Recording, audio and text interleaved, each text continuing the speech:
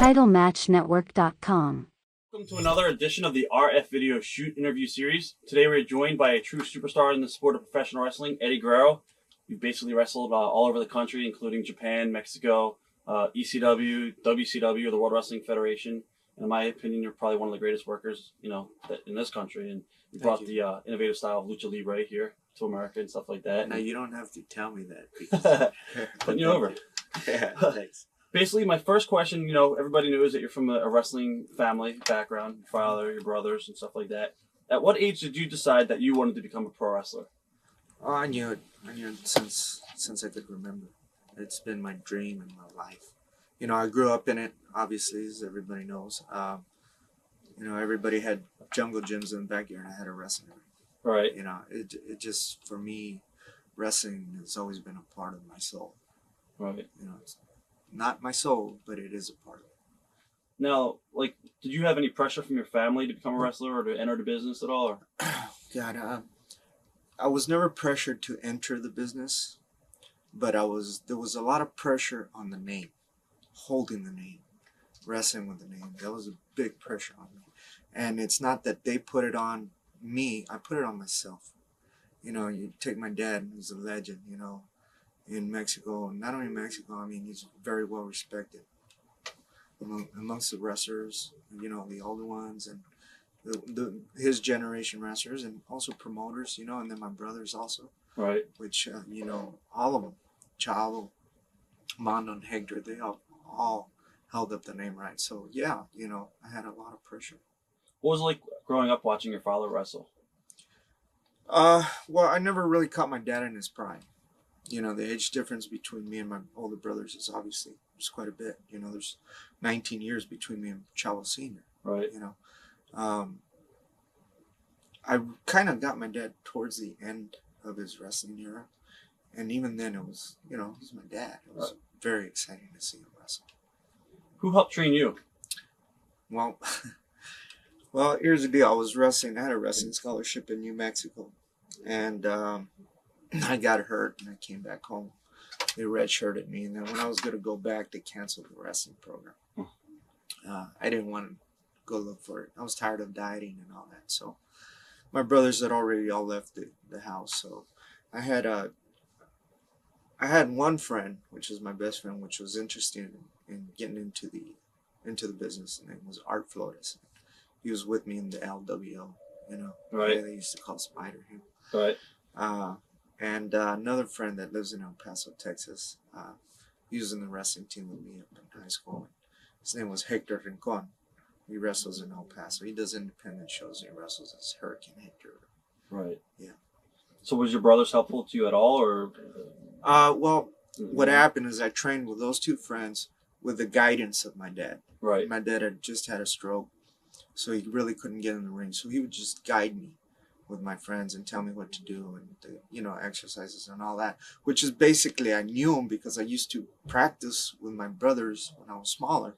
I'd do professional wrestling style practice, and so I knew what he was talking about. It's just when we got into more technical stuff, that's when he would even get up in the ring and show me. He couldn't physically be there, but he was there orchestrating. And my brothers helped me out, here and there. I got a lot of knowledge, and a lot of my psychology comes from my brother Chavo Sr. I just agree on his psychology.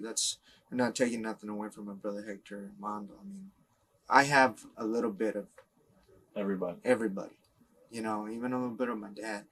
And that's what I did. I just took a little bit of everybody's style. My brother Hector, my brother Mondo, Chavo, my dad, and I just kind of incorporated it into my own. Were they tougher on you because you were a relative, or did they take it easy on you? Or? Yeah, they're tough. My brothers are perfectionists. We're all perfectionists when it comes to the sport because, like I said, it's fed us. My dad came from a very poor family, and he went into a gym to learn how to box. There was no boxing. There was wrestling. That's how he got into wrestling. Right. And it, by the grace of God, he got out of that. The poverty level, and was able to provide a good living for his family. And, through wrestling, we you know, it's fed all our families. It's fed me since the time I'm born, and it's feeding my children now. Did any of the other wrestlers around that time, was that the break that you got because of your family? Were they jealous of you at all, or? I don't think they were jealous of me. I never feel that my family was jealous of me. I just feel that I mean, other my wrestlers. brothers. No, or any other wrestlers jealous that you got into the business? Oh yeah, there was a lot of jealousy.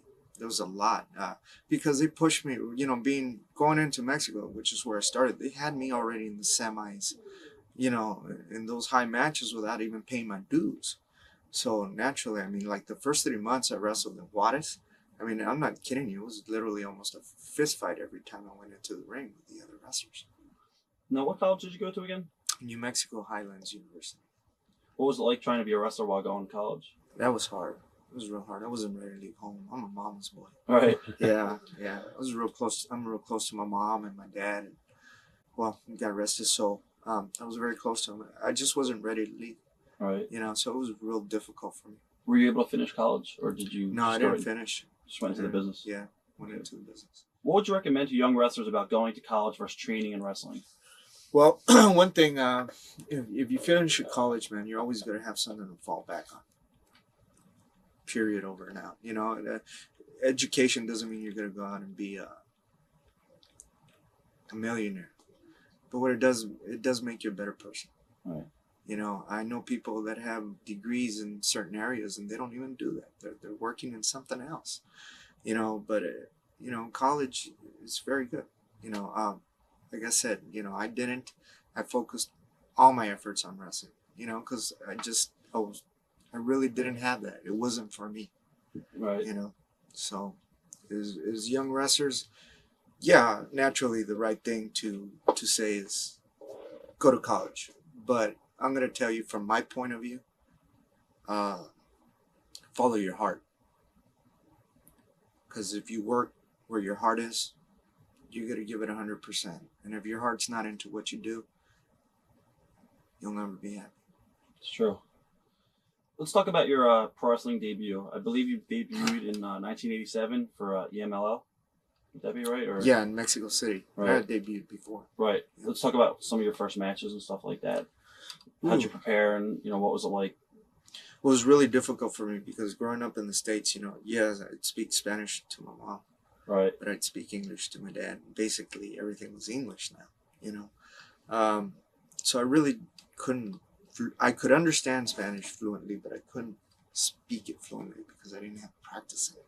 So when I first got there, I had a lot of problems communicating with the boys on high spots, on finishes and stuff like that. And they tell it to me in Spanish, and I was having a hard time because I would try and change it in my mind to English, and it just doesn't work. If you're going to speak in Spanish, you got to think Spanish. How did you basically learn the language? Just by being there, and talking with my family. I got family in Mexico. I mean, just starting to talk, I picked it up again, because Spanish was the first language I learned anyway. Right, so it's pretty easy. Yeah. Who did you wrestle in your debut match? In EMLL? Yeah. Jeez.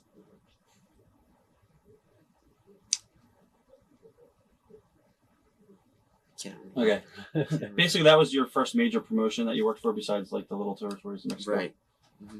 What was the difference, as far as working for the smaller groups and going to EMLL? Well, in Mexico that time, just I guess the organization, right? Being organized. That's about it, and knowing you are going to get a paycheck instead of wondering if you're going to get paid or not. Right. What are some of your memories of winning the WWA Trios title with Chavo Amando?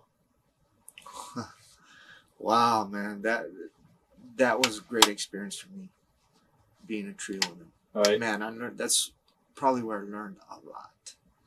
I learned a lot about the business. I learned a lot about wrestling.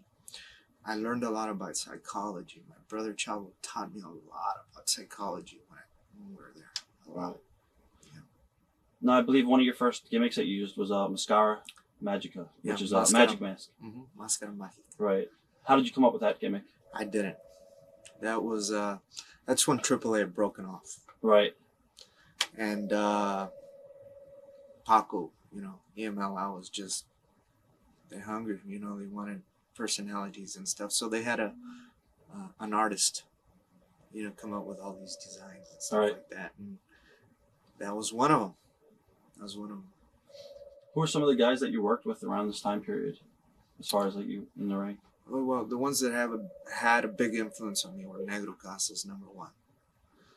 El Dandy had a lot of influence on me. Obviously, a tag team, when I first debuted a tag team with my cousin Javier Yanez. But he had an influence on me too. But as far as wrestling, it's Negro Casas, El Dandy. Who else did I? Atlantis.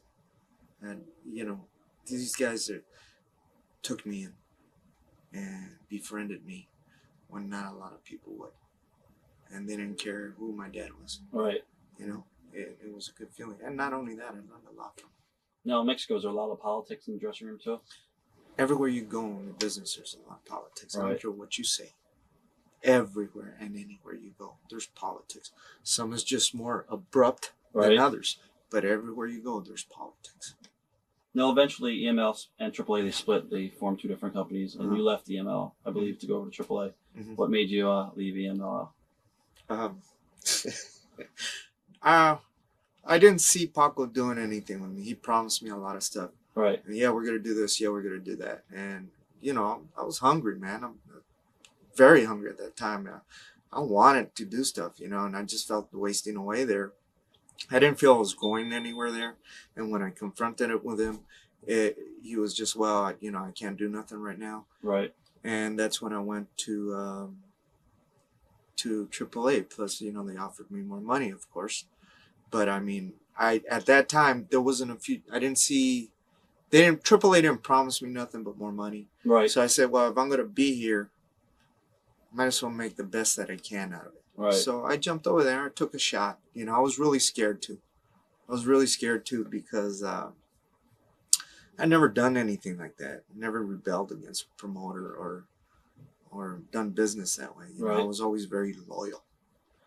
And until I found out this business, it's a very independent business, unfortunately.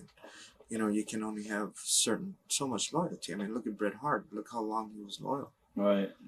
And what happened, unfortunately, maybe it was a misunderstanding with both parts. That's none of my business. I don't know the whole story. I'm just saying, things happen in this business. Bottom line is I got to feed my family. Right. Period. Over now.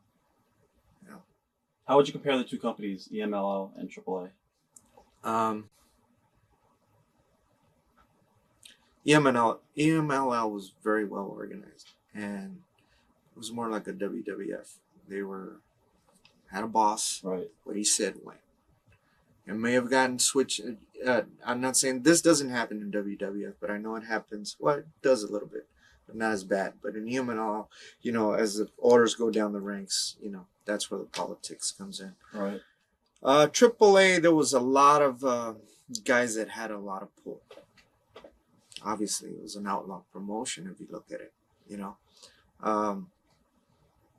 So basically, when I was there, it was more like a team, like a family when I was there with Art, because we were all striving for the same thing. Right. We wanted to get the thing over, and it was getting over. Everybody was happy.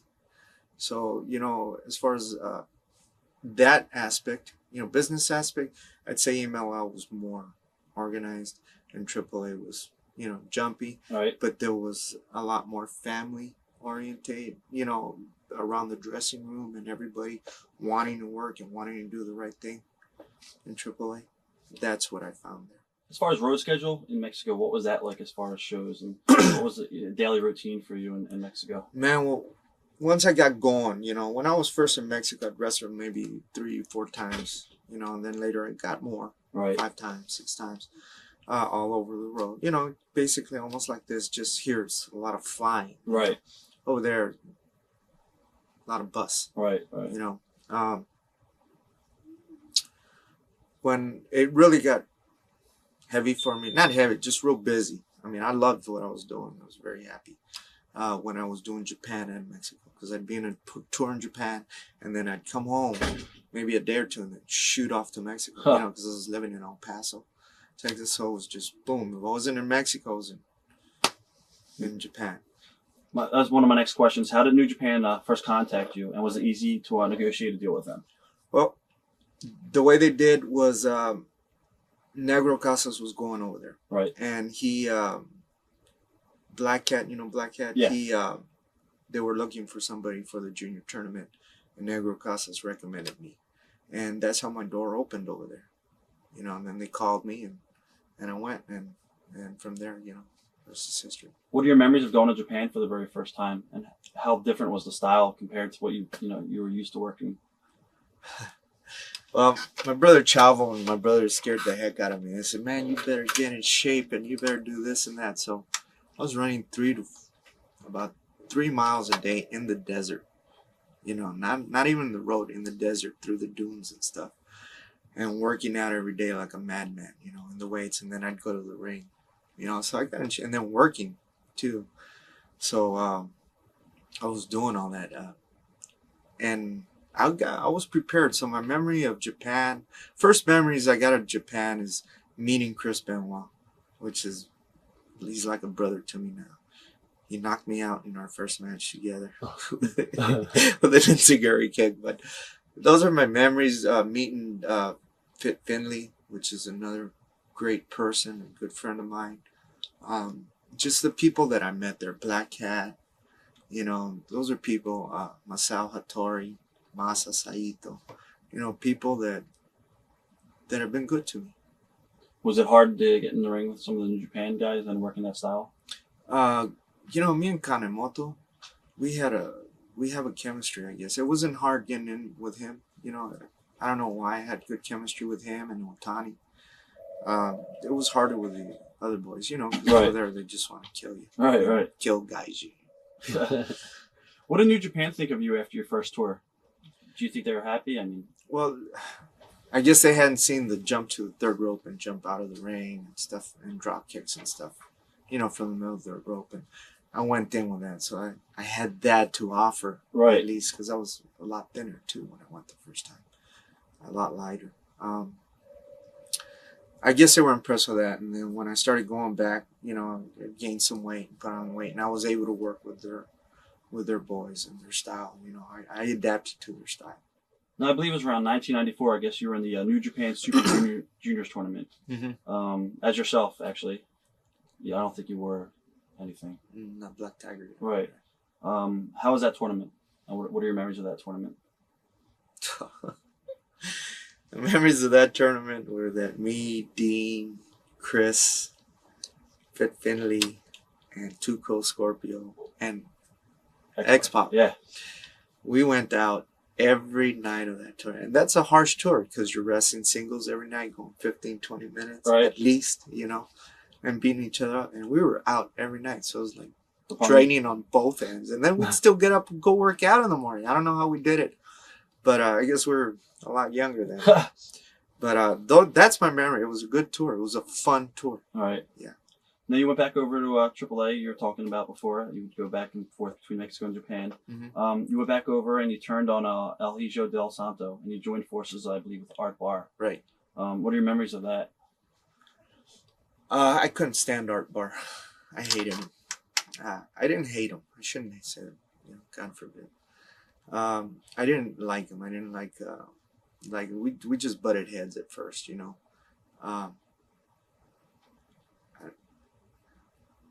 I remember when they told me, you know, that he had this idea, and I was like, I don't know, Art, you know. And then he finally convinced me, and I said, okay. Then we talked to Tonio, and Tonio liked the idea, Tonio Peña. And, right. You know, the deal where he puts on the mask, that's my memory, you know, where he puts on the mask. You know, I get the powder in my eyes, and he puts on the mask, and I just see the face of Santa hit me. That was my brother Mondo's idea from a long time ago. I just stole it from him.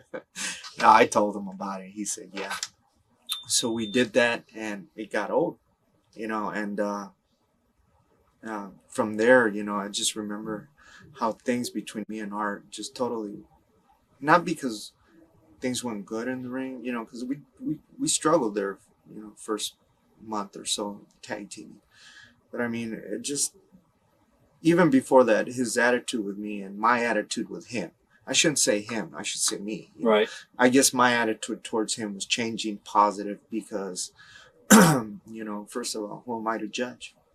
You know, and I found myself being judgmental and being wrong in the way I was portraying him, you know, because I was just looking at the outside when in reality he was one of the most beautiful persons I've ever met, you know, inside. I was going to ask you what your initial thoughts of Art were when you first met him. Those were it. Okay. You know, just a beautiful person. Did you initially think that both of you would make such a great tag team, or you had your doubts, you said?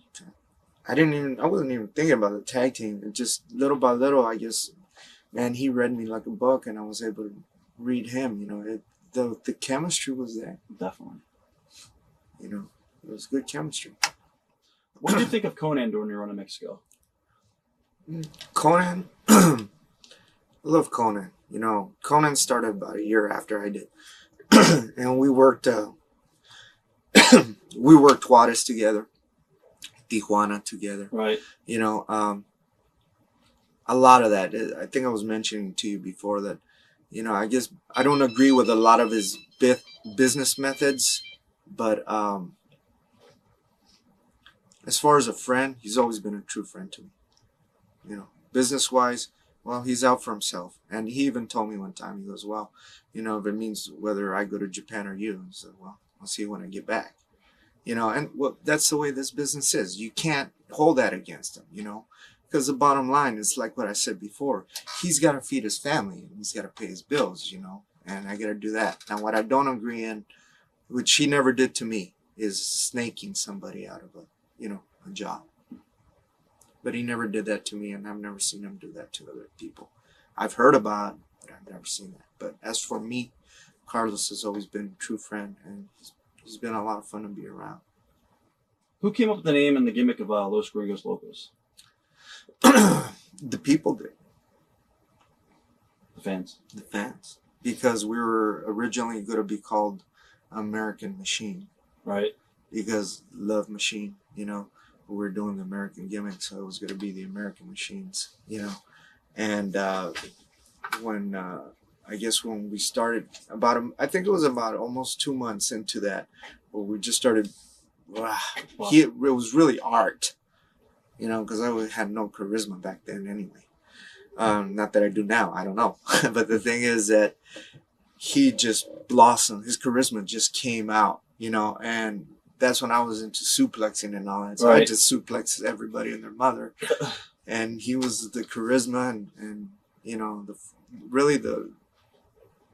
our entertainment part of it. I was the workhorse, he was the entertainment part of it. And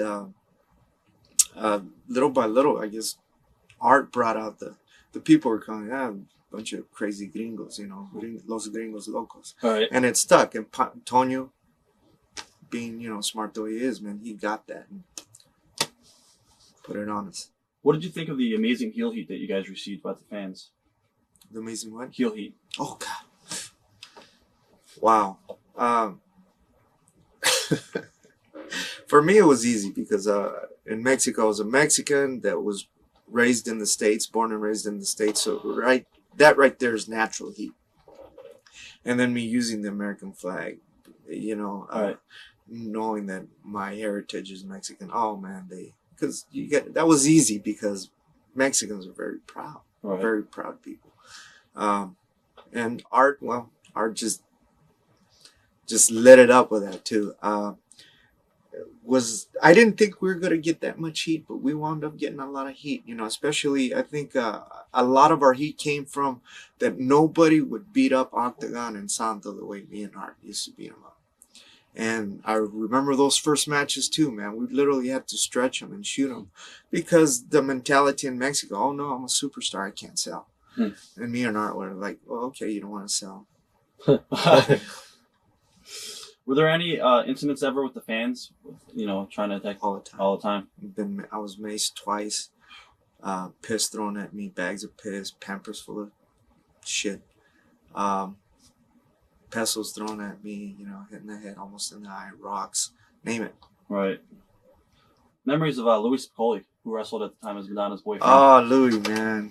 Yeah, I remember I had a match with him about a year before that, and 2 years before that, and I wrestled with him in a small arena up in LA. and we had a good little match. I have good memories of Louis, man. Good memories. Did you like working better as a babyface or a heel in Mexico? I'm And a heel. can you describe the differences? I'm a heel 100%. I don't know. I can work babyface, I guess, but I don't feel it as much as when I work a heel. My dad always brought that aggression in me. You know, when he trained me, he to be aggressive, and I got a lot of that aggressiveness. That style is what, you know, like I said, with the grace of God, is what allowed me to be successful in Japan. Um, as far as the difference between being a babyface and a heel, nowadays you can be aggressive as a heel, you know, and just focus your aggression towards your opponent, Right. like, you know, Stone Cold does and The Rock and all that, that's the new era of the babyface heel, you know. But it wasn't still then there, you know. As a babyface back then, you'd have to hold back, you know. As far as here in the States, I wouldn't know how to be a babyface here in the States. The only reason I was kind of a babyface with Chyna as Latino Heat, was because of Chyna. They wanted to like Chyna, but they wanted to hate me. Right. You know, so. How are you and Art approached about losing your hair at the When Worlds Collide pay-per-view? Well, actually, it was just going to be me and El Santo. And I couldn't come to an agreement. And then Art talked to Ron Scholar at that time. Right. And suggested a different angle. And we both came up on this. And it was really a no-brainer because we already had the feud going. So it was really Art's idea. And, you know, we're all able to be happy with the money stipulations. Were you happy with the pay-per-view, the way it turned out? Yes. The match, yes. Was there any plans to split the team up, Art and yourself up? There were already, that night, we were supposed to, I guess, have a little bit of a... Right. Tease it. And from what I understand, we're going to get back. But me and Art never had plans on you know, going against each other. If anything, we were just getting rolling. It was too soon to do anything. Right. What do you remember about the deal for you and Art to come to ECW and feud with Public Enemy? Art, I never talked to Paul Lee directly about it, but I talked to Art, and I think Art was talking to Paul Lee about it. And I knew we were supposed to come in and work something. Or there was talk of it. But it never materialized, and obviously he passed away, you know, after that. But Art had suggested it to me, and he told me that, you know, there was talk about it. Did anybody else express interest in you guys as far as other promoters, WCW or? No. Okay. I guess how did Art change? I guess from as time went on after you first met him. I don't know, man. I think it was me changing. Art didn't have to change. You know, one thing I found out through my experiences in life is that if I don't like something, usually it's me that has to change. Right. You know, it's very easy for me to point the finger at somebody and say, well, you did this, this. The bottom line is I have to change because that's life and that's circumstances. And I can either whine and bitch and moan, or I can change myself and make the best out of the situation. How did you find out that Art passed away? Oh, God.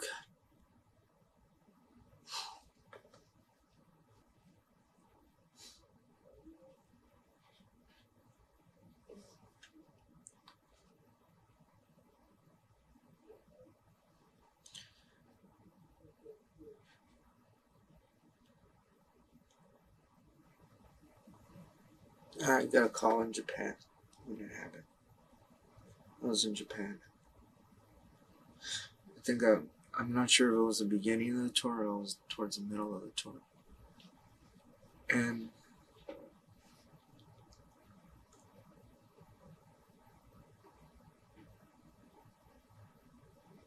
I guess my soon-to-be ex-wife, she called me and she was crying. And I said, what's the matter? And she goes, Art's dead. I said, what? She said, Art. Well, I didn't know which Art she was talking about. My best friend from El Paso, Art Barr. And I thought she was talking about the guy from El Paso because, you know. So what happened? Was he in a car accident? What? He goes, no, he OD'd. I said, what are you talking about? She goes, I think it's an OD. And I said, what are you talking about?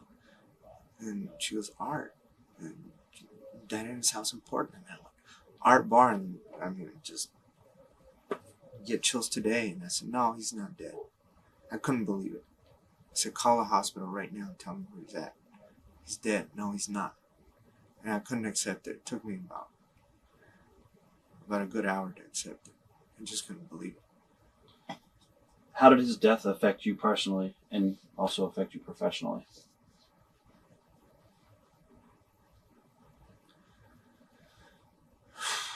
Well, personally,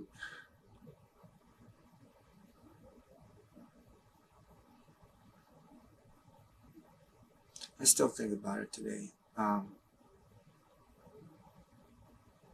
knew Art didn't want to die. He wanted to live for his boy at that time. He was going to have another one. You know, I know he didn't want to die. I asked myself that question for a long time. You know, why he died. How it affected me made me more appreciative of my life at that time.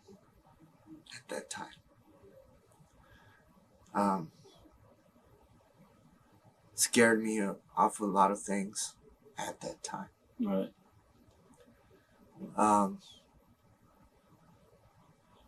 One thing that did affect me business-wise, though, was that it even lit more of a fire under my ass to,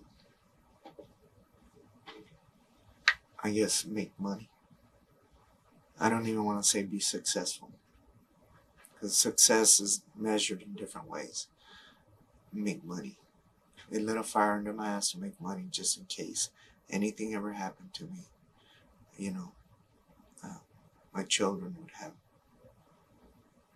you know, my family would have something. That's what it did. Right. You know, and it scared the hell out of me at that time. It scared the hell out of me with pills, with drugs. It really did. We'll talk about that later on because I have questions about that in Sure. the future. You went back to New Japan and you wrestled as the Black Tiger. You did the Black Tiger gimmick. Who came up with that gimmick? Well, at that time, they were having Kanemoto do the tiger mask. Right. And they just wanted to bring back some of his old rivals. So I wasn't supposed to be the original, the other Black Tiger. They wanted Finley to do it. But I think he refused because of his obligations up in Germany at that time. So they offered it to me, and I said yes.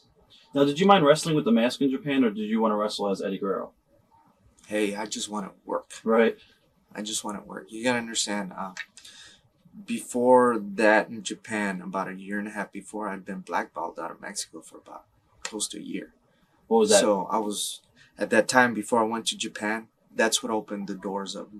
God opened it up through that. How did you get blackballed in Mexico? And Juan Herrera, the booker at that time, me and Jim just couldn't, I don't know, he just didn't like me, and I just couldn't get along with him. Right. And I asked permission to come home, go back to El Paso for the holidays, and he said, yeah. I called back to get my dates to go back, and 1 month turned into 2, 2 months into 3, and then I kind of got the picture that wasn't going back. Memories of working with Jushin Liger. Awesome. A dream come true. Hell of a worker, total business. Has a great heart, and he works for the match, not for himself. And What was he like outside he there? taught me a lot. With his character, that taught me a lot. He works for the match, not for himself. Right. It's a big difference. Outside the ring, what is he like? Gentle, funny, Right. very funny character. Funny and gentle. And I believe you also teamed with great Sasuke. Yeah, in 94. I teamed with him. I also wrestled against. Right. Oh, that's right. We teamed That tag tournament. that tag tournament. That's right. Phenomenal athlete, and also very humble and he worked for the match. It was easy with him because he can do all that stuff. It's just why don't you do one of these things here? Yeah, the flip thing. Yeah. Now today in wrestling, everybody still talks about the very first J Cup. It's probably one of the greatest wrestling tournaments of all time, and you were involved with the very first J Cup for New Japan. What was that like? It was neat. Oh God. It was very neat. You're talking about that one-day tournament, right? It was the Super J Cup. Super J Cup. Super J. Is that one-day Yeah. tournament? Yeah, the one that Benoit won. Yeah. It was really exciting because they sold out the Sumo Palace like in a day or 2 days or something like that, and with nothing but junior heavyweights. That was a big breaking point for the junior heavyweight division for us, because we were showing them, hey guys, we can draw too. It's not just the big guys. Right. And the style, the hard work, all the hard work that all the junior guys put into Chris, Dean, Liger, God, man, he worked his ass off for that junior belt, and to bring back the junior division back to what it was, and the other people like Sasuke and other wrestlers that I'm probably going to forget that did a great deal for the junior, like, that was a big day for all the junior heavyweights. Right. Now in Japan, who did you like to work with the most and why? Like what guy stood out that you would be like, oh wow, I'll work with him? As far as Japanese talent? Yeah, Japanese talent. Liger. Liger. Liger is ultimate professional. What made you finally decide to use the frog splash? See, the frog splash, Art stole that from me. I was doing that way before Art got hold of it. Right. I got that from, he was a wrestler in La Fiera. His name was La Fiera in Mexico. Right. Hell of a talent, hell of a wrestler. I got that from him. He did it one time, but in a different way. Probably the most beautiful one I've ever seen. Him and Rob Van Dam probably do the best ones.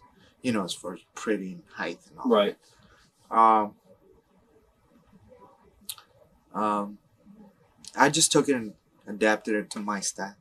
That's what I did. Art got it, and he used to do it with the legs out, and he looked like actually a frog in the air. That's how they got the name, the Frog Splash. And it was Too Cold Scorpio that came out with that name. Because it was originally the Jackknife Splash. And Too Cold started naming it that, and it caught on. Speaking of Too Cold, in '95 you debuted for ECW. Mm-hmm. I guess what are your memories of your initial match at the ECW arena against Too Cold Scorpio? Chills. It was one of my first matches after Art's death, and I still had him really deep in my heart. And I knew that we were supposed to be there as a tag team.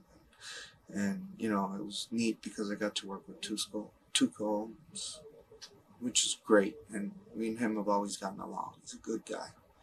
I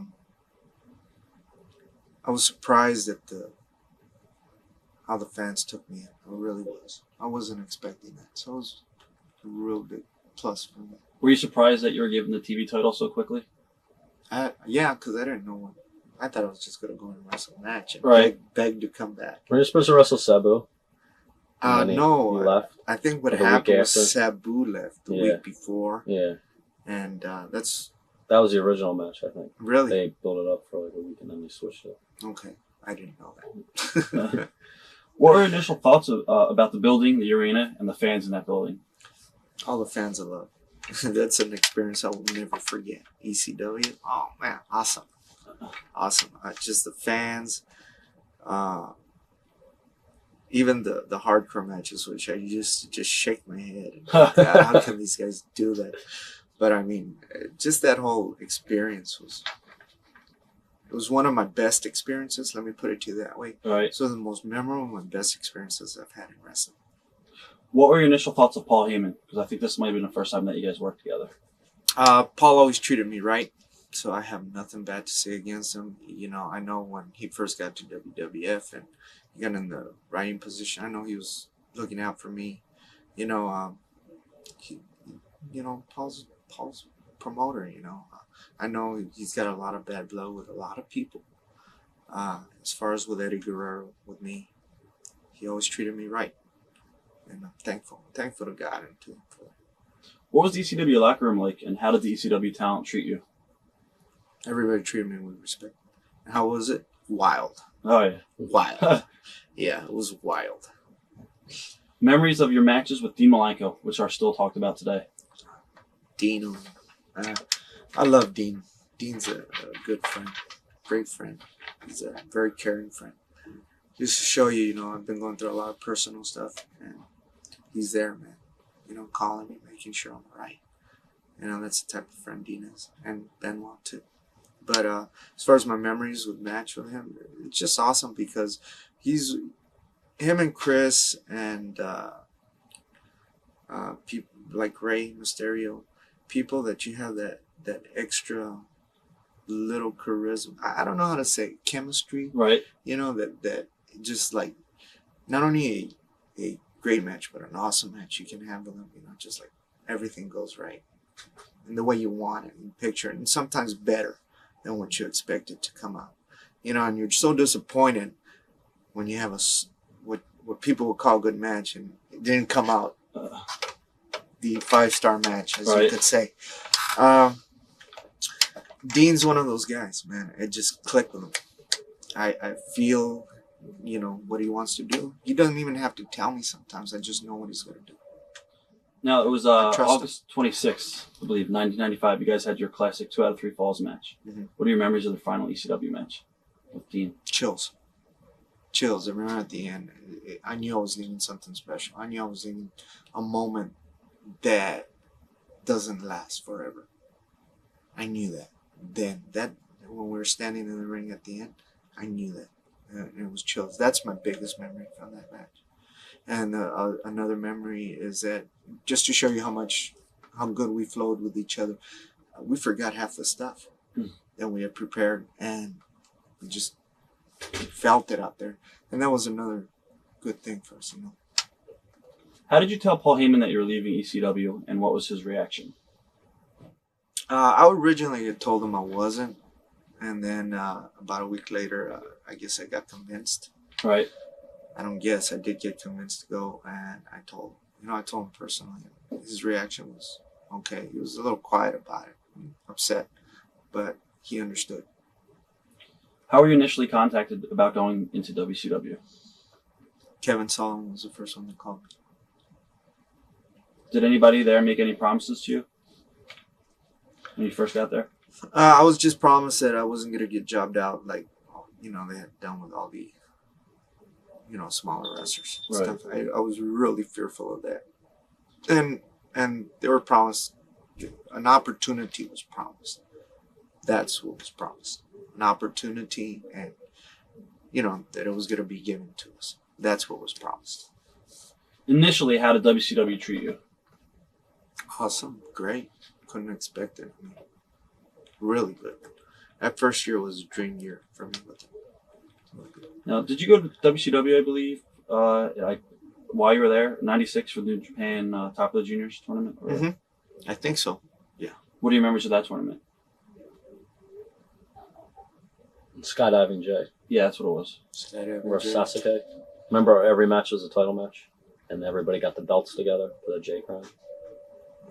Okay. Was I there on that one? Yeah, you were Sasuke and Budokan. Okay, me and Sasuke wrestled the main event. Yeah. Yeah, that was the story. I've flown my ex. Well, I gotta stop saying ex. She's not my ex yet. Right. But we're in the process. But I've shown my now wife. Her name's Vicky. I'll just call her Vicky for right now. I've flown her in. They flew her in. New Japan flew her in because I had the tournament stopped, and I had to stay there a week before the next match. So they flew her in, and we had a good time. But the night before, we both caught food poisoning, and we had to be taken in the hospital. And I had to wrestle, and I had this IV in me, and I just remember them pulling out this big old shot, like this big horse shot with a needle about that long, They were walking with it, and there was this old man sitting next to me, And I was thinking, oh man, poor old man. Look what they're going to shoot him up with. And they started coming to me. No! Yep, shot me up with this big old thing of vitamins, because I guess I had to wrestle and stuff. But I remember I was so drained when I went to wrestle. I mean, everything was just, I was just grasping for air on anything, I was just trying to get through it. Now, it was Hog Wild pay-per-view in '96 that you got to work with Ric Flair. What are your memories of that match? I screwed up. I wish it could have been a better match because I had better matches with him on Nitro. Right. And stuff like that. This is a chance to work with Ric Flair, in a pay-per-view match. Heck yeah. Not that I screwed up. I guess I felt a lot of pressure on me and I didn't produce what I wanted to produce. And when I don't produce something that I put my expectations to, I really get down on myself.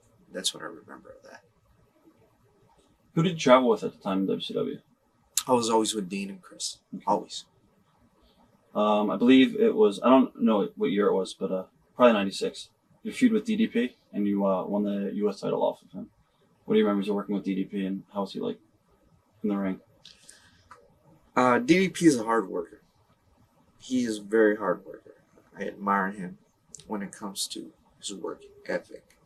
What I don't admire and what I hate is that he tries to script every damn thing in the match. And you can't do that. I just don't believe in that. So every crowd's different. Sometimes they react differently. Even if you're in the same arenas, you react different. You can't go and I don't believe in scripting a match all the way through. I never have. I believe in improvisation and going by how you feel in your heart and how you feel with people. Just the other day in the match, one of my first indie matches, in my mind I was going to go out there and start healing when the time was right, but there was no need for it. There was no need to be a heel, not in that match. So just wrestled through it, and it wound up being a better match, I feel, than if I would have healed it. That's the only thing I don't like about DDP is that he's got a script it all. I didn't like the way I won, the way they gave me the belt. I thought that was hogwash. I would have rather not win the belt at all. Because they had Scott Hall come in and give him his finish. Kevin Nash come in and give him his finish. And then still I get up on the top rope and give him my finish. I mean, who looks like the heel here? Me or him? I just thought that was a fun. That I did not agree with. I'm coming out forward and that was a bunch of bullshit. That was total politics. That match was to get him over, not me over. And that's fine. I don't mind getting anybody over. Just come on, shoot straight up at me. It's for me to get over. Okay, fine, then I'll do the job. But don't try and do that. I felt the wool was being pulled over my eyes, even though I knew what was going on. That's what I felt. Whether they meant it or not, I don't know. Whether he meant it or not, I don't know. Whether the office meant it or not, I don't know. All right. Now, it was NWO sold out pay-per-view in January '97, where you worked with Sean Waltman, X-Pac, 6 at the time. It was a ladder match. What are your memories of that match? I was mad. Because it could have been a really good match. And I just think me and Sean, first of all, we never got a chance to go out and really work on it, except for that day before. I'd never been in a ladder match. I didn't know what to do. It was my first ladder match. I didn't know what to expect or what to do. Right. Everybody was telling me this and suggesting this and that. And I just know it was a disappointment to the office and to the boys and to me too. To the fans, mainly. They're the ones that pay the ticket. I just wish I could have produced a better match. Also, I believe it was uncensored in March of '97, where you worked with Dean Malenko and you tore your left pectoral muscle. Right. What are your memories of that? What exactly happened? I was jumping off the third, and Dean was supposed to duck, my dive, and as he's ducking, shoot me into the fence. Well, they had moved the railing back like 1.5 feet. I forgot for what. I think Sting was repelling that night. I'm not sure. But I don't remember why that moved the railing back. But I said to Dean, I don't know if I can make it or not, so just be aware of it. Well, I forgot Dean with that neck surgery. He can't bend his neck down. So I know he tried to get out of the way, but my arm still caught the top of his head, and as he shoved me in, just whack. How long were you out for? 4.5 months. When you returned, it was the summer of '97. Mm-hmm. They turned you heel. Yeah. What are your thoughts on that? It was right. I mean, I told Kevin to turn me heel because since that match with DDP, that's when I started getting booed. Right. Maybe a little bit before that, I started getting boos. You know. How did you help your nephew Chavo Guerrero Jr. get into WCW? I did. I just talked to Eric about him, and I said, "Can you give him an opportunity?" And Steven Regal wrestled with him on his his tryout match, and Steven, he can move anybody and work with anybody. So he helped Chavo out in that way. But Chavo's, he's got a good look, and Eric liked his look. Eric liked that he was young, and signed him to a developmental program. What was Eric Bischoff like at the time? Eric was always good. We had obviously had some, how do you say, some not follow-ups, just disagreements. But the bottom line is he's always been straight up with me. Even when things were bad, he was straight up. And when I told him I wanted my release, and he threw coffee at my feet and stuff, I don't think it was really throwing at it. You just hot and he hit it, and got on me. But what did you do when he threw that? No, I was like, oh, okay, he's mad. Right. Yeah, I thought he was coming at me. I was getting ready to fight. But I can now. Back then I couldn't see it, but now I can see his point, because he probably felt I was being ungrateful and all that. Well, I wasn't ungrateful. I have desire. Right. And I wanted to do more. And I was being held down. And where were you going to go if you left? Back to Japan? I was going to call Vince, or I was going to go back to Japan. You ended up staying, I believe. He didn't let me out. He wasn't going to let me go. All right. That's one thing I liked about him. A lot of people say he was out of control. No. Well, yeah, I'll tell you what, man. He always treated me right and with respect. He really did. Besides that time, he always did. Yelled at me a couple times, but hey, man, we're human. We're emotions. They get the best of us. It shows his passion for his work. It was Fall Brawl '97. You got to work with Chris Jericho, and you won the Cruiserweight title. Right. How was that match? Good. It was a good match around with Chris. I just remember we went out there and built it up. We didn't try and high spot it to death. Right. Went and wrestled it, and then we went and did our thing. But I like working with Chris. I always have. Did the term Cruiserweight ever bother you? No, it never has. Never has. Thoughts of Ultimate Dragon and working with him? Ultimate Dragon is a very talented wrestler. I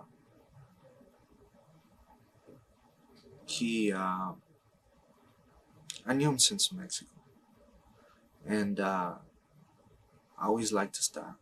I always liked his style. I always liked his mask and his gimmick. Really, that was awesome. I've always liked that. I never have known him very personally, so I can't say much more. Besides that, he's a professional. He works hard. Getting back to the Cruiserweight term, did you ever feel that the wrestling fans wouldn't take you seriously as a main eventer because of that term, if you were branded with the term Cruiserweight? Well, yeah, that has crossed my mind. But I think nowadays, you got people that were cruiserweights or consider cruiserweights that are main eventers now. Benoit, Jericho, those guys deserve it, man. They've worked hard.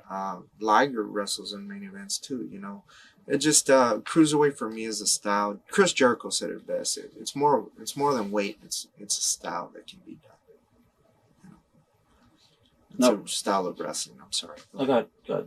Rey Mysterio Jr., you knew him back in Mexico and AAA and stuff like that, and here you guys are working together in WCW now. You had a great hair versus title match with Rey, and what are your thoughts and your memories on the feud with Rey Mysterio Jr.? Mask versus title, right? Right. Yeah. Sorry. That's okay. That was a great match. I love Rey. I love him like my little brother. That's how much I think of Rey. he's a kamikaze, man. He has no fear. And I like that he has no fear with me because it's a compliment to me. Because being a base, you know, with all the stuff he does, I gotta catch him and I gotta support him and, you know, do that stuff. Base him for his moves. And for him to have that type of confidence with me, it's a compliment to me. Man, I just love that guy. He's just a great, he's one of my favorite people. How did you see him evolve as far as his style from Mexico into, you know, Psychology. psychology? Yeah. He learned psychology. That's how I see him evolve. He got mature with his psychology. He's not all about spots now. You know, he can wrestle. And that for me is very admirable because he wants to get better. He's always looking to get better. What are your thoughts on the gimmick where Chavo had to wear the shirt that said Eddie Guerrero is my favorite wrestler, Cheat to Win t-shirt? Oh, he hated that. He wanted to kill me. That was some great stuff that you guys did. Yeah. He was really defensive. He was really defensive at first. I mean, he was literally kicking around chairs and cussing me out. And I said, Chavo, this is good. You know, at the end, you're going to come out smelling like roses. I said, it's going to be very humiliating, but at the end, I'm going to be the one humiliated. He couldn't understand it. He was very young and naive, and show you how much he developed. We all are when we start. You know, we're trying to get over it. We want to be a part of the team, you know. If not the part of the team, we want to be the captain of the team, you know. That's how ambitious Chavo is, you know, and that's great, and that's what he wanted, you know. But what really got me going was when we did the hair versus hair match, and he said, I want to shave my head, and this was like a month or 2 months before his wedding. I said, are you sure it might not grow back fully? He goes, no, man, this is business. He goes, ever since this happened, he realized a lot of stuff, and he's the one that came up to me with that idea and presented it to the office. And they liked it, and that showed me the change in Chavo and how much he matured. I mean, same thing like with Rey. Just you see these guys just coming and maturing and changing their mentality and their attitude about the business. Makes you feel good.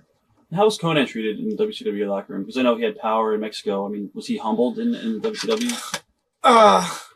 He was humbled. You know, Carlos is a survivor, man. I'm sorry, I call him Carlos because I know him as Carlos. He's a survivor. That's one thing I hand it to him, man. Talk about knowing how to promote yourself, and how to get yourself in places and in spots. Conan's one of the best. I've seen him do it everywhere he goes, man. And that's a great quality in this business. Whose idea was it for the promo where you did on Nitro, where you cut a promo saying that Eric Bischoff was holding yourself and all the younger guys back? Was that an office decision, or was that... I kind of ran it at Eric. It was a last-minute thing, and I liked it. I think that if I would have had time to prepare for it, it would have been a lot better, because I went out there scared out of my butt. Because I didn't know what to say. And everybody say this and say that. I didn't know what to say, man. You know, that's another opportunity. That's one of the opportunities I wish I had back. Was it hard to do mic promos and stuff like that because you weren't used to doing promos, maybe? If I had time to prepare for it, okay. All right. But yeah, I wasn't. I'm not saying I'm good at it because I don't know where I stand on that. Because I've never been really I don't know, evaluated on that. But I guess when I got to WWF, you know, I learned a lot when it comes to that. Promos and vignettes and stuff like that. I learned a lot. You know, I learned a lot from my brother Mondo, who's an actor too. Yeah. Hulk Hogan, what was he like in the locker room?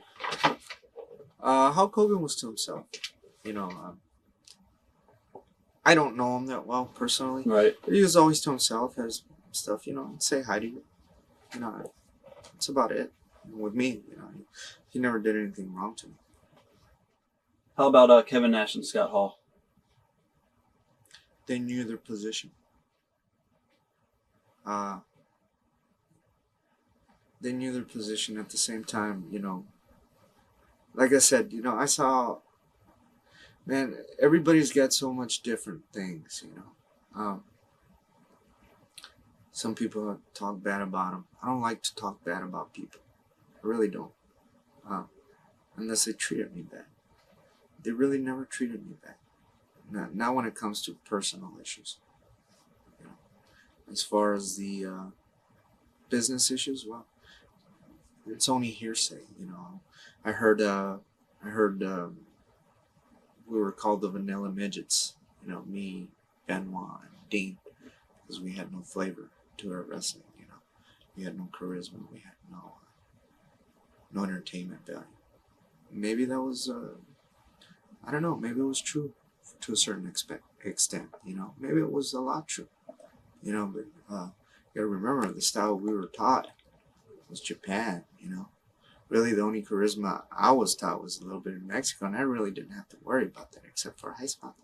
Right. And I wasn't the type that lifted my hand after a high spot for applause. I was taught never to do that. So, yeah, that maybe we were vanilla midgets at that time. Not midgets, but I mean, to them, obviously, we were a lot shorter.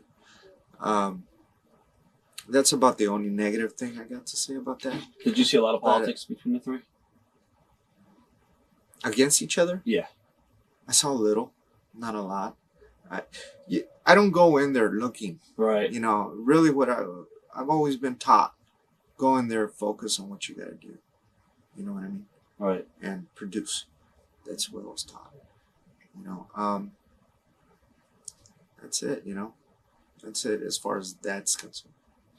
Now, the NWO was hot and stuff like that, and they were running. Now, what did you think of the idea when they came to you and they wanted you to form the Latino World Order, the LWO? Well, this was supposed to be for Conan, this Latino World Order deal. Except he had just became a part of the Wolfpack, so they didn't want to take him out of that. So they threw it on me. And how was that like? Well, I think they just threw it on me to shut me up or to give me a bone and gnaw on for a while. Yeah, I was going to ask you, did you think it was intended to push you guys? No, or did you think I know it was a bone. I know it was a bone, but it took off a lot better than what they thought it was going to get. You know, until I had my car accident. Right. I was going to ask you, what happened on New Year's Eve? It was, I believe, 1998 when you fell asleep at the wheel. That's when my drug problems were starting to get out of hand. Well, any drug is wrong, you know. But they were getting out of hand. Really wasn't any drinking or drugs. It was Renutrin, GHB, which is a drug. Right. You know, that's what happened. I had taken some GHB before I left the house. I had taken some and I got hungry. And I really wasn't thinking. And I went to the store. It was New Year's Day. I went to the store down the street, and it was New Year's Day. It was closed, so I went down the convenience store about 8 miles up. And on the way back, it hit me. Fell asleep at the wheel. They said I was going 130 miles when I flipped. I flipped. I was shot out through the T-top over 100 feet. They thought I was dead. They didn't, you know, when the police got there, they left me for dead. Until a lady that was there, which saw me flip, she said she saw it. I met with her later on. They saw me moving. Then they realized I was alive. And they airbagged me. And I was in ICU, you know, a couple of days. When you first woke up, did you realize what happened? Well, I woke up and they were telling me you've been in a car accident.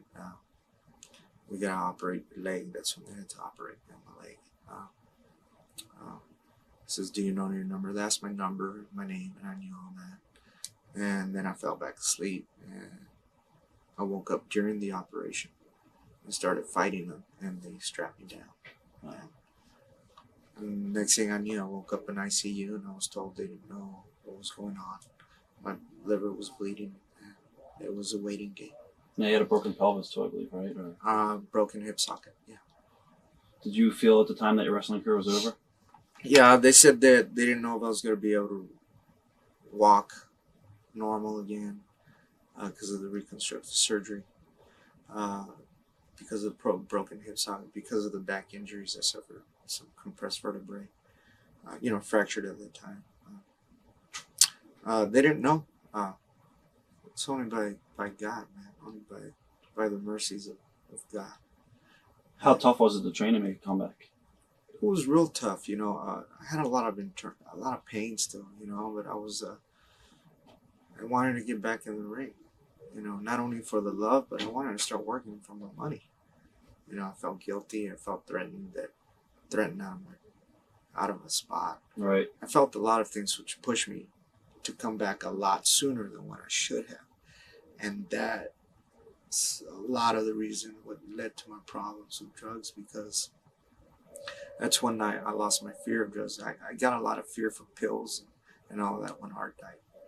And I really never touched them until I would experiment with them here and there, you know, or use them socially. But after that car accident, with the pain that I had inside and all that, I just lost fear of them. And having an addictive personality the way I do, it was very easy. That was it, you know, I became an addict. I was going to ask you if it scared you off, or obviously no. I lost my fear for it. Pain does a lot of things to a person. And at that time, it was pain. Right. But once I got over the pain and I was still taking those pills, you know, that's more than pain, man. That's an addictive personality, you know. Maybe there was a lot of emotional pain and a lot of issues I hadn't dealt with back then. A lot. Now, did anybody in business try to help you and say, you got to slow down? Yeah, there was warning signs all over. I just never paid heed. I couldn't. I wasn't thinking right. And even when I did try and think right, and even when I did try and get off, I couldn't. I was already hooked. I was hooked bad. Really, where I really started to wake up was 6 months ago when they sent me to rehab. Right. I'm going to talk about that eventually. Now, what steps did you take to get back into the ring as far as training? I started real slowly. My friend Art Flores had moved like a couple years, you know, before that to Florida, maybe a year and a half before the accident to Florida, and he was a big instrument in my comeback. He would go pick me up, and get my ass in the gym, and it's a hard comeback. I mean, give you an example. You know, let's say I used to curl 40, 45 pounds. You know, you're curling 5 pounds because everything hurts. And if you go too quick, you know, too fast, just pain, you know. And little by little, you just got to work your way up. And you're frustrated because you used to be at a certain spot. And you're not. And you got to work your way back up to it, you know. Did you return too soon from the injury, you think? I know it. They told me to wait at least 8 months. I was back in the ring in 6. Wow. When you came back, they teamed you up with Conan, Billy Kidman, and Ray, I believe, and you formed the Filthy Animals. Right. What are your thoughts on that? And the company really changed a lot, too, over the time. A lot of different people involved. It was exciting. It was an exciting time for me because we were getting a chance, an opportunity with Vince and Ed Farrar, you know, Vince Russo. You know, it was great. It was a great opportunity, and I was really looking forward to that. When you took time off, I guess, for your elbow surgery, did you think your WCW career was over? No. And I guess what led to you, along with Chris Benoit, Dean Malenko, and Perry Saturn, asking for your release in January of '99? What led to it? Well, I was already ready to ask for my release before Vince Russo and Ed Farrar came in. When they came in, I said, well, all right, let me give it another shot. You know, maybe things might go different now. You know, things look a little different. When I heard that, you know, things were changing back to kind of the old. With Kevin Sullivan? You know, it wasn't so much Kevin. You know what I mean? Even though I do think maybe there was some personal vendettas, I don't know. You know? It wasn't so much Kevin, it was the structure of things that I didn't like. I really did not like the structure. As far as what? It was the old structure. And I saw the same bullshit coming up. The same bullshit. And I just felt it. And it didn't feel right. I wanted out. So when Chris and Dean approached me, and Perry and the other guys, you know, I was a shoo-in already. I mean, they didn't even have to ask me. There's a joke. It's not a joke, but it's a truth. You know, when Perry and Dean and Chris were talking about it, they said, well, should we call Eddie and let him know? They said, oh, he's in. Don't worry about it. Isn't I'm loyal to until you screw me maybe 4 or 5 times. I don't know. Maybe now Right. it's probably less. But once I get screwed over, then I don't go and bury you, but I won't let myself be buried again. Right. You know what I mean?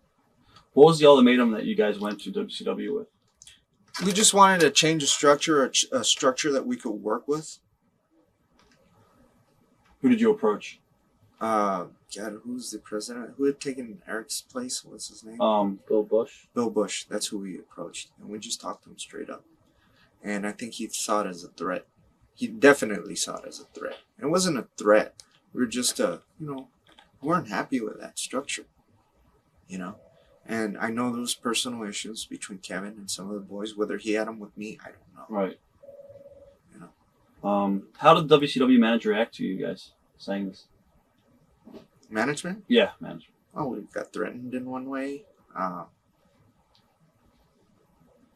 They totally treated us like we had, like we were the enemy, Yeah, it was pretty much like that. Not all of them, but most of them. No, we did an interview with Kevin Sullivan. He was here. He did a shoot interview, and in his shoot, he said that he helped Chris Benoit by pushing him and giving him the title. Do you agree? I think he helped us all.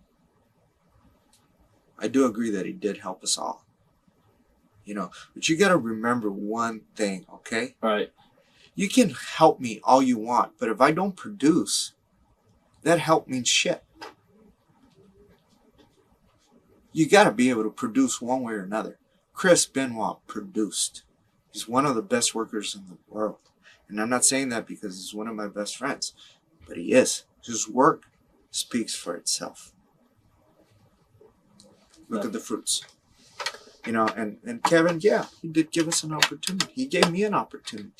He gave me a hell of a chance. If it weren't for him, we wouldn't have had this opportunity as far as the junior heavyweights to have Kevin Sullivan fought for the junior heavyweights, and I will always be grateful to him for that.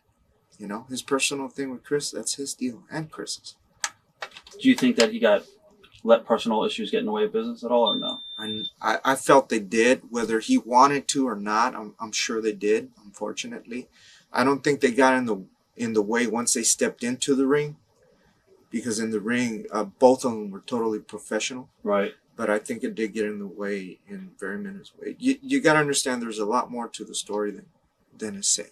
Do you want to talk about it, or no? Because okay. It's not my place to talk okay. about it.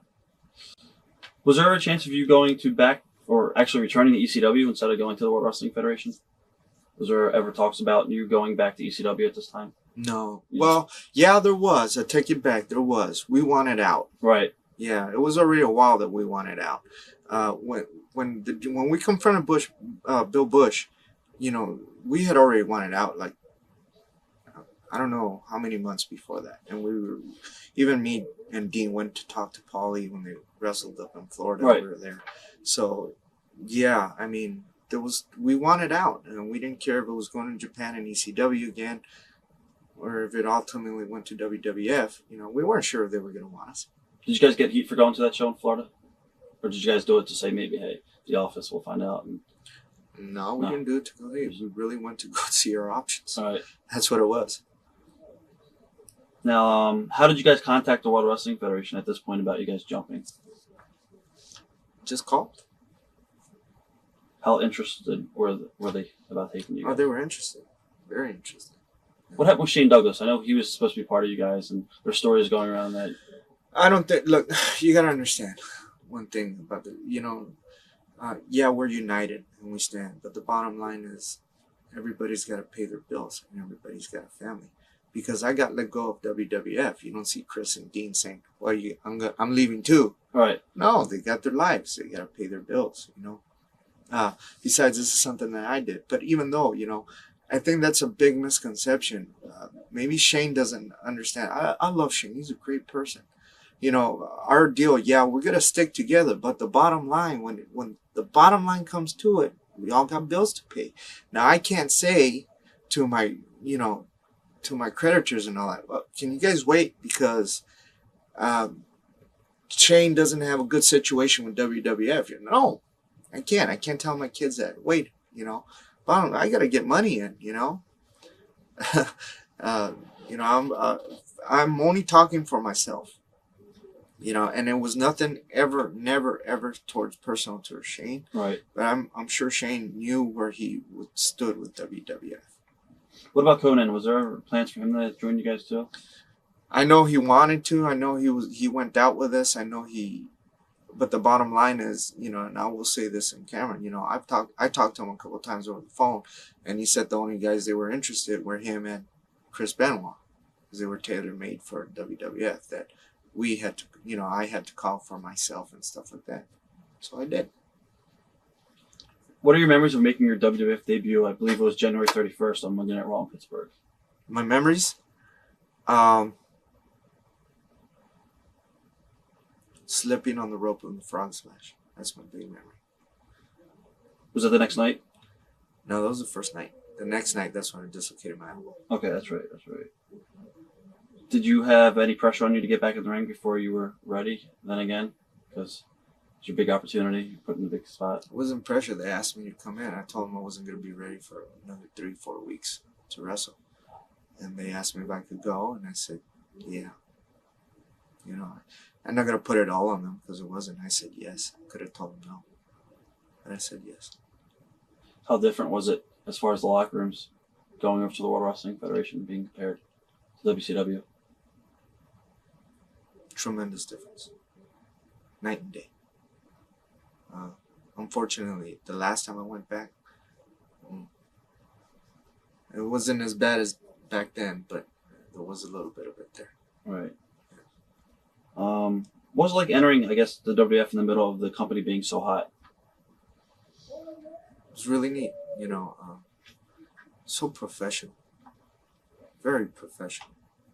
It just blew me away. I was very happy when I got there. What was your reaction in the locker room to you guys when you all came in together? Did the other guys take you in? Yeah, I think we were the ones that were quiet.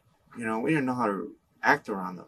You know, guys used to come to us and say, "Listen up, guys." We thought, you know, but we didn't know, man. We had our guards up. You know, from where we came from, our guard was up all the time. Right. You know, we didn't know if a person was smiling at us because he's saying, "Yeah, guys, I'm getting ready to get you," or something's happening, or "Hi," you know, they really meant to smile. You know, so our guard was up big time. How much effect do you feel that you guys had jumping head on the downfall of WCW? I don't know. Do you think fans saw the product?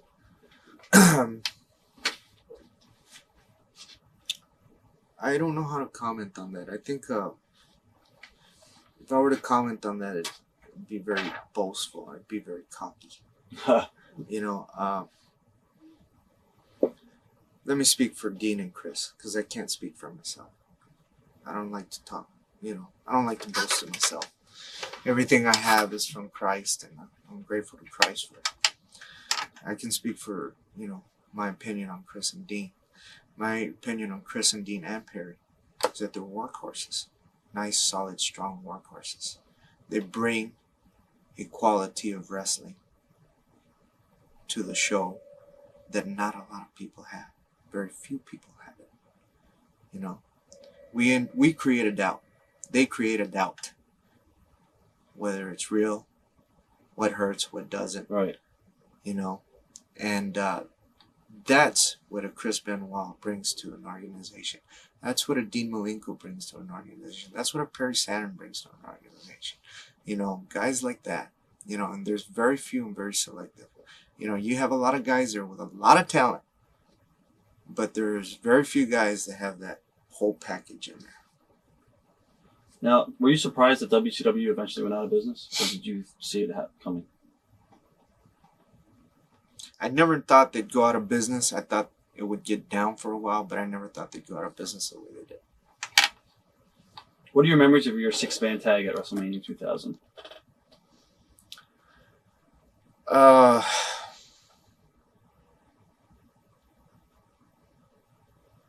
Just excited. Another dream come true. Never thought I'd be in a WrestleMania. I was in a WrestleMania. Was there anybody at the time you think trying to hold you guys back when you came in?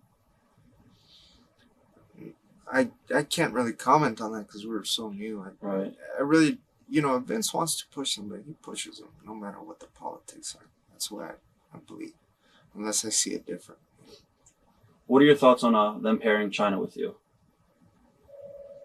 I thought it was great, you know, and I know it did me a lot of good, yeah, with all the exposure she has, and you know, we had good chemistry together, real good chemistry. It just worked, you know, it was there. They saw it, they took advantage. I thought they were great. What was she like to work with? I didn't understand her, but now that I've been going through my own personal problems, I can understand her more. I wish I could have understood her back then. At first, it was really neat and a lot of fun.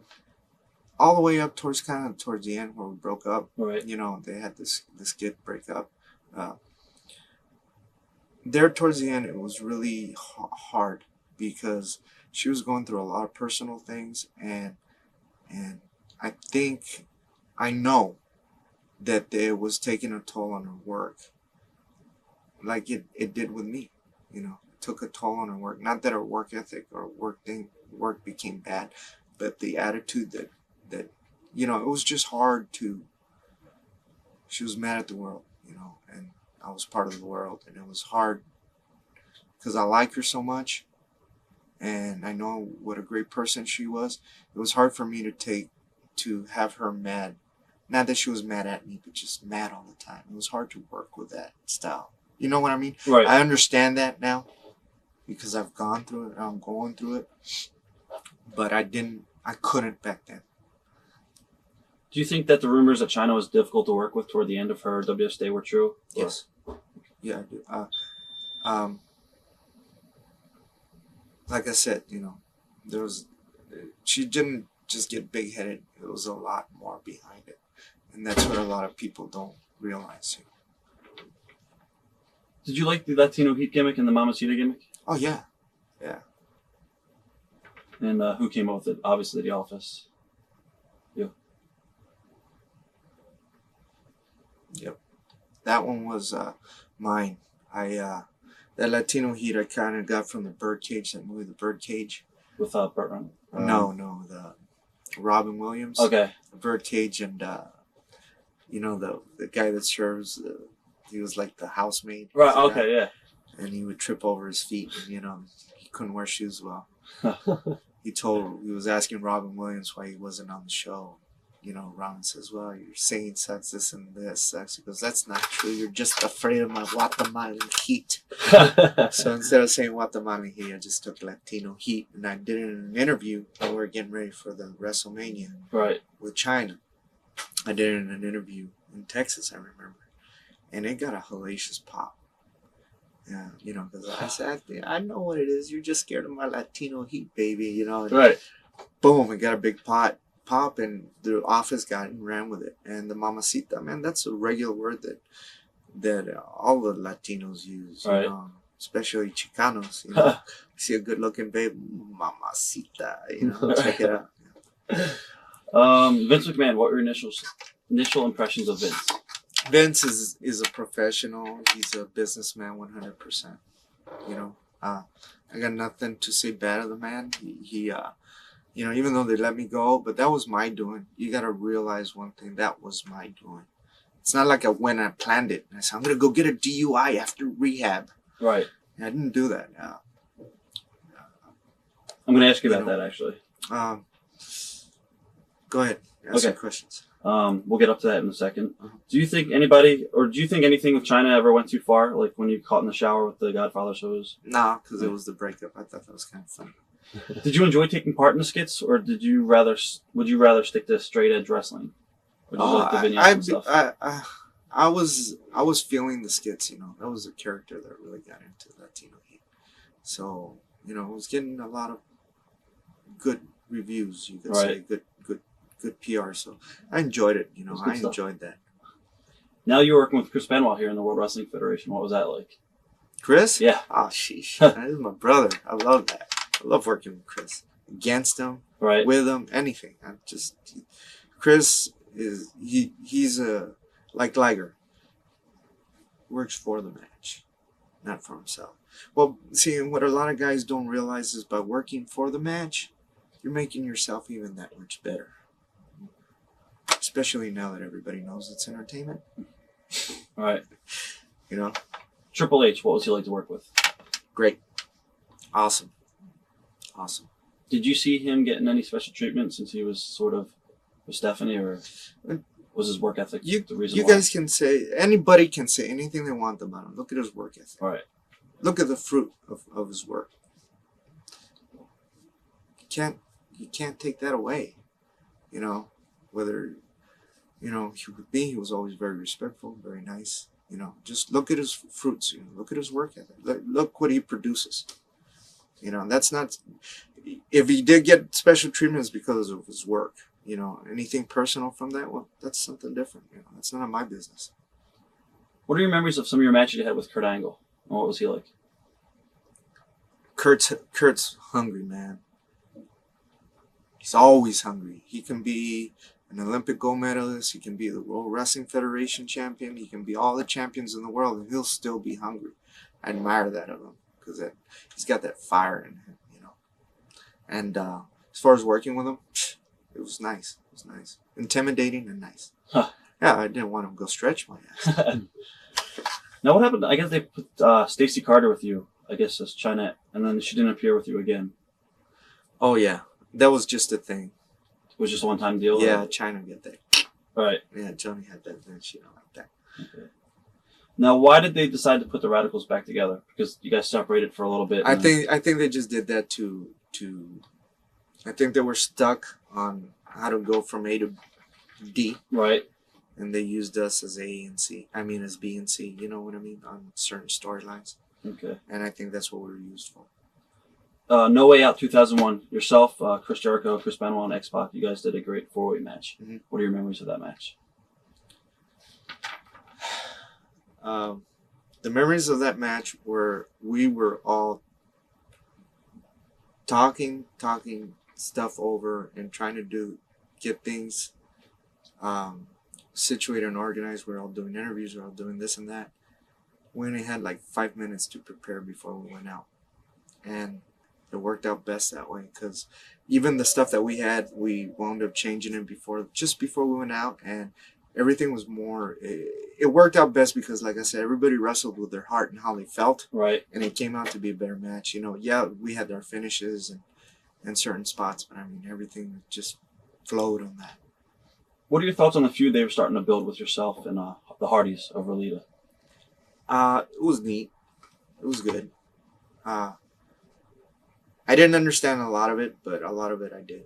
What were the plans, I guess? Where were they going to go? I don't know where they were gonna go with that. I have no idea. How was your relationship with Jim Ross? Jim, man, he's the president. You know. I don't know. Did you get along with him? Or? Yeah, I got along. It was just certain things that I didn't like. You know, but he had every right to say them. I guess, you know, when I went to rehab, there was some comments that he threw at me over the phone that I really didn't like. And I'll always remember that from him. And, I got to get over it because it really pissed me off. Probably because it was the truth. What made you go to rehab? It was an ultimatum. Go to rehab or be fired. You know, I didn't want to go in. I went kicking and screaming, but it's probably one of the best things that's happened. How did things go at rehab? Great. I did what I was supposed to do. Got through the program. Were you 100% ready to return? Obviously, I wasn't because I went out again. I was going to ask you if you could describe the incident where you got the DUI charge. Man, I don't want to play my violin here. I've been doing that for 7 months now. I'm just feeling sorry for myself. I don't want to feel sorry for myself anymore. I want to take responsibility for what I did. You know, I got hooked on the painkillers. I went to rehab. They gave me an opportunity. They paid all the rehab. They paid my bills while I was gone. Never stopped sending a check. WWF was very faithful to that. And they even gave me a chance to come back. I was working out, you know, and they already had storylines. I think I was going to start going with Lita and Jeff again and Matt, you know, into that same storyline. It just what took me out, I guess, you know, just a lot of personal issues. A lot of personal issues that I've been dealing with for a long time. This is really the second time I went, you know, I did anything after rehab. You know, I was clean 5 months, and I drank one night, and then I stopped and went back. And then that night, the second night I drank, you know, obviously I got caught with a DUI. I guess the divorce issues had a big strain on me. Being rejected, I guess, because it wasn't me that wanted the divorce. It was her.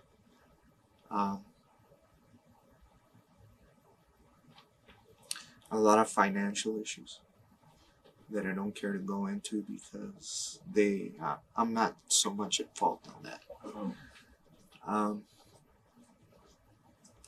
Like 3 big things at once, you know, getting out of rehab, trying to stay sober, going through divorce, financial issues, living alone when I've been living, you know, I had 11 years of marriage, and before that I was living with my mom and dad. You know, I really was never alone. The thing of not being able to see my kids a lot, which I'm very close to, has had a big effect on me. And I can give all the excuses in the world and try and justify what I did, but the bottom line is, it was wrong, obviously. You know, it's no excuse to get drunk. It's no excuse to get out of myself. You know, that's what an addict does. You know, that's what we do best, is try and numb the pain with somebody else, or with something else. And I guess at that time, in my state of mind, that's what I wanted to do, was just get out of myself. And obviously I can't do it normally. I gotta take it to the extreme, which is my addictive personality, you know. So yeah, you know, no excuses. I screwed up bad, and now I'm paying the consequences. And I'll tell you something, it's that DUI and me being let go from WWF. Sometimes I kick myself in the ass, and sometimes now I'm realizing it's probably the best thing that happened to me for my personal sight and insight on it, and especially for my spiritual insight, because I've always been a spiritual person, and maybe since 98, 99, I just totally was withdrawn from my spirituality with I believe in Christ, and you know, I'm a Christian, and I've always had a relationship with him, and I got away from that during those years. And it's unfortunate that it takes these bad things in my life to get back to where I am and spiritually, but I haven't had this kind of peace in a long time. You know, and there's no money, no material, no person, not even my children, that can cure that pain and that emotional distress that I was in. Just the understanding of my God, you know, the understanding of Christ, and that I believe in. And that's the only thing that where I find peace, and that's where I'm back at, you know. Right. And you know, when I got fired, man, I thought it was gonna be the end of the world. I didn't know what I was gonna do, man. I didn't know I was gonna pay the bills. Right.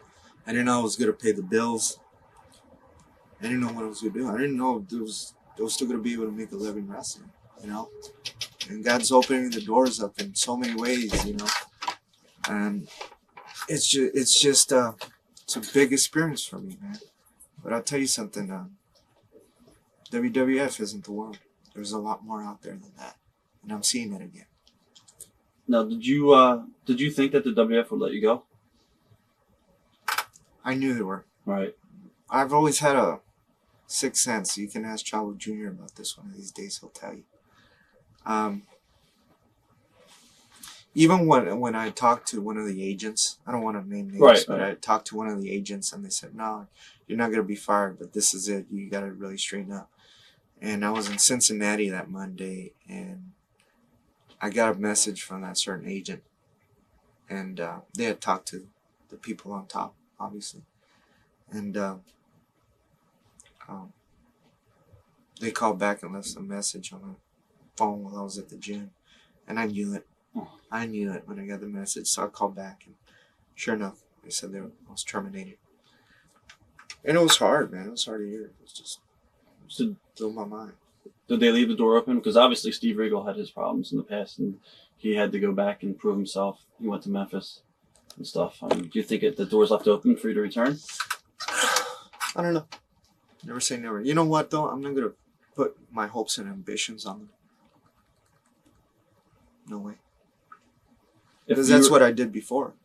You know, and like I said, it's not them that screwed this up. It's me. This is my doing.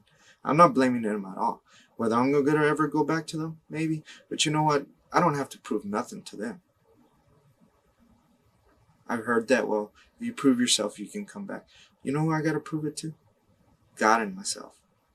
I mean, I'm staying sober right now because there's nothing holding me back now. I got no job issues, no legal issues except the DUI, you know, that can keep me from going out. This time, right now, as of today, and since the DUI, I've been staying sober, first of all, one step at a time, one day at a time, by the graces of God.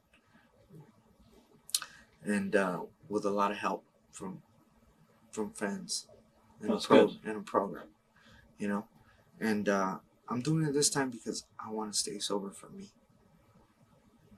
For me. I've noticed that when I can't speak for anybody else. I'm just speaking for Eddie Guerrero. When I do these things, bad things happen. Even when I don't mean to go hurt anybody, because, you know, thank God I didn't. I don't want to hurt anybody. Even when I just wanted to be on my own and just do it by myself, bad things happen. I don't know why, just bad things happen. To me, that's God telling me, hey, dummy, I don't want you doing this. So it's more now, not just for job issues and stuff like that. Yeah, all that ties into it. But the main thing for me right now is me now. It's for me now, for God and me. That's it. Do you think the business puts a lot of strains on a person like yourself? Well, I can say that, and it does. There's a lot of pressures. But that's why we're professionals. We're expected to deal with these pressures. We're professionals. That's what we're getting paid for. And it can be done. Look at all the guys that have more pressure than I've had. You know, maybe different situations and different stuff, you know. And they handle it, you know. They handle it without booze. They handle it without drugs, you know. Look at Steven. Steven, you know, he's a great example. Look at how much he's come back, you know. And even then, you know, he still has to watch it because it's one day at a time, you know. Are you negotiating right now with any other groups?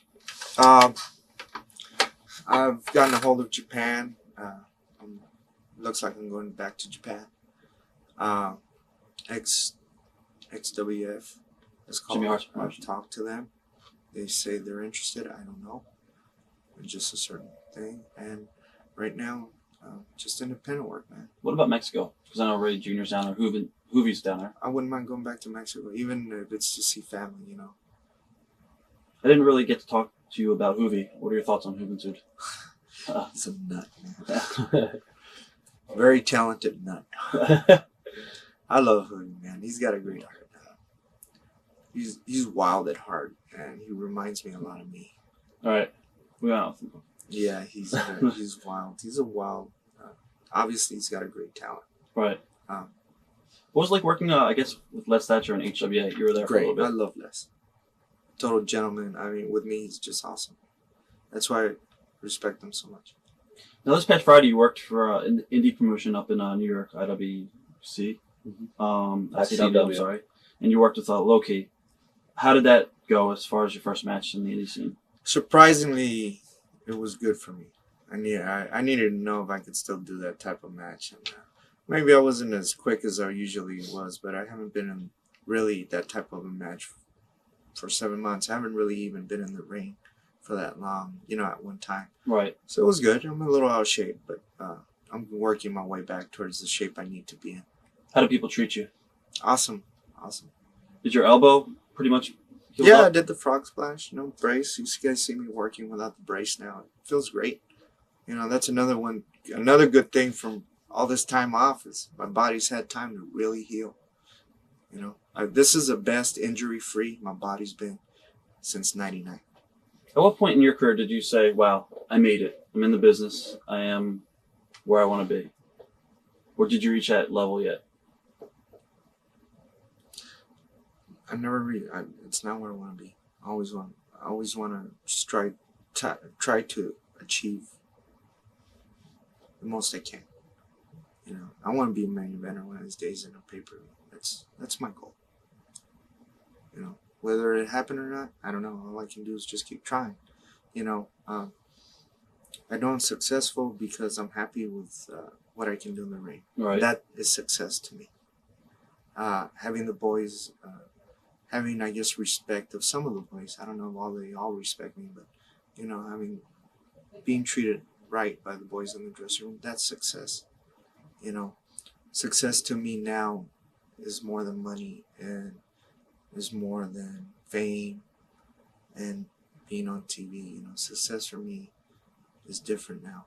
And like I said, it's taken a lot of bad shit to happen to me for me to realize this. Right. But success for me right now, and it probably from now until the day I die, I'll always measure, you know, my performance in the ring, how I can please the true wrestling fans and the new wrestling fans, and you know, respect of my comments on what I do as far as business wise. The real success comes in personal life, which is my biggest battle right now. Do you have any regrets? Yeah, I got a lot of regrets. Got a lot of regrets of the wrong decisions that I made.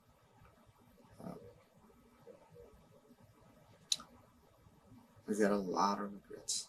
I wish I could have done a lot of stuff over, but I can't. What I can do is learn from the mistakes that I've done in life. To this day, what is your fondest memory? In the ring? Or in the business?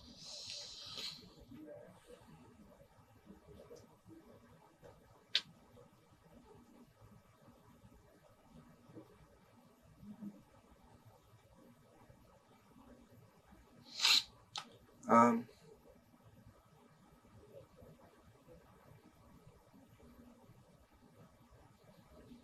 don't know. Well, that's hard to say, you know. I've had a lot of good memories in the ring.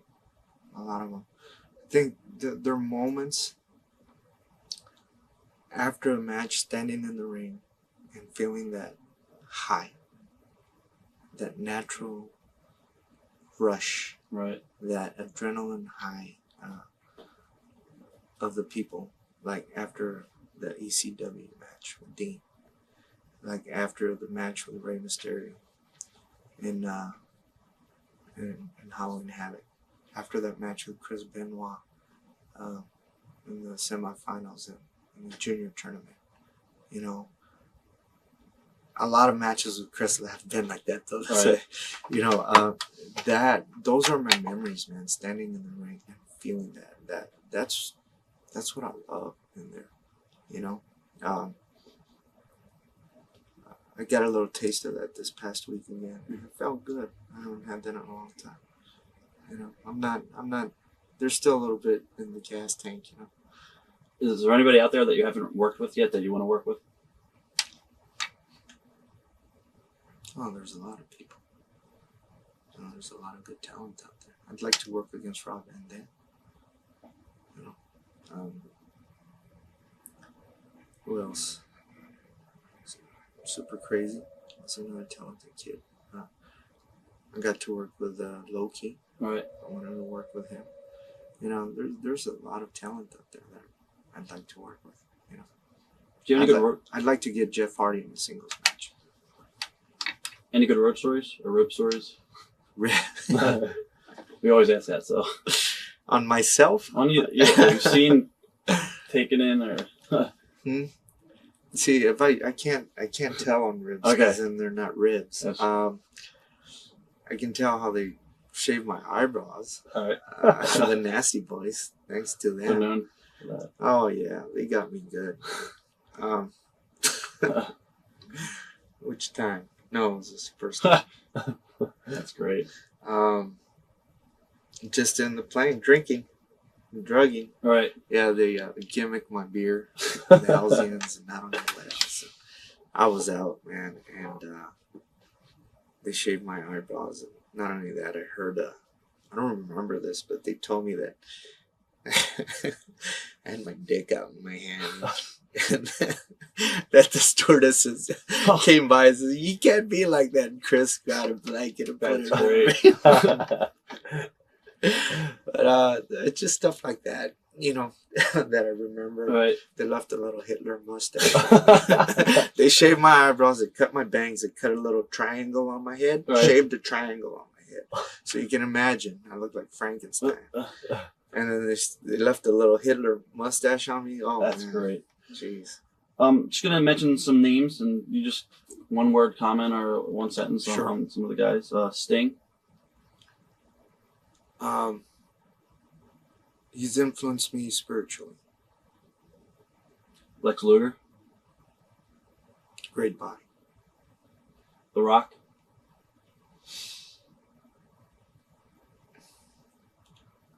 Strives for perfection. Hard work. Steve Austin. Oh wait, I gotta throw this in too. Some of the best interviews I've ever heard is from The Rock. All right. He knows how to do it. Steve Austin. Save WWF ass. He's a workhorse. Oh, phenomenal. Can do it all. Complete package. Shane McMahon.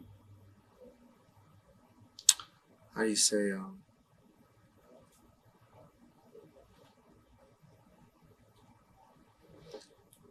He wants. Man, he's driven, and he's a perfectionist, and he's driven. You know, I don't know how to put that. When a person wants to be successful in business, Right. what do you call it? Perseverance. Perseverance, man. Talk about a guy that, man, he's cool, man. I wish I had that. It's a great quality. Stephanie McMahon. Intelligent. I guess in closing, is there anything you want to say to your fans out there that you're never given the opportunity to say before that might be watching this videotape? Thanks for your support. I hope I can keep bringing satisfaction to you. I hope I can continue to produce. I know I want it in my heart. If it weren't for the fans, not only me, but all the wrestling business, there wouldn't be one. So I'm always grateful to the fans, whether you yell at me, you know, whether you cheer Eddie or Eddie sucks. As long as you don't stay quiet, I'm happy. Thank you. Thank you very much.